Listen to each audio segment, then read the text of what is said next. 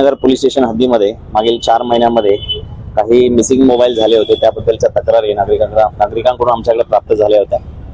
त्या अनुषंगाने cyber police स्टेशनची मदत घेऊन आम्ही तक्रारीच्या अनुषंगाने 20 मोबाईल जप्त केलेले आहेत। त्यामध्ये काही मोबाईल बाल अपचारी होते, त्यांच्याकडून जप्त केले होते।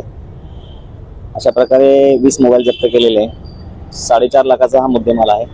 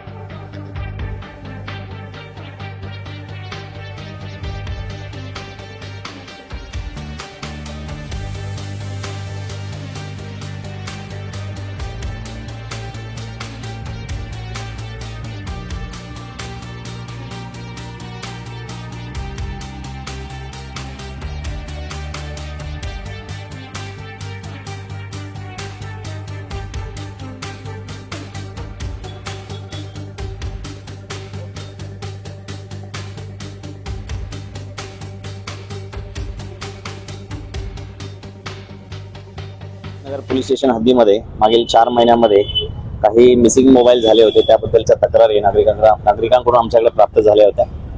त्या अनुषंगाने सायबर पोलीस स्टेशनची मदत घेऊन आम्ही तक्रारीच्या अनुषंगाने 20 मोबाईल जप्त केलेले आहेत। त्यामध्ये काही मोबाईल बाल अपचारी होते, त्यांच्याकडून जप्त केले होते।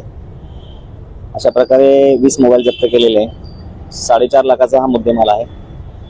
मागच्या महिन्यामध्ये सुद्धा 10 तारखेला 15 मोबाईल जप्त केले होते, ते मिसिंग मधलेच होते आणि त्याच्यामध्ये सुद्धा काही बाल अपचारी होते। अशा प्रकारे 4.5 लाखाचा हा मुद्देमाल जप्त केलेला आहे। कशा पद्धतीने आणि कुठून हस्तगत आरोपी किती आहे?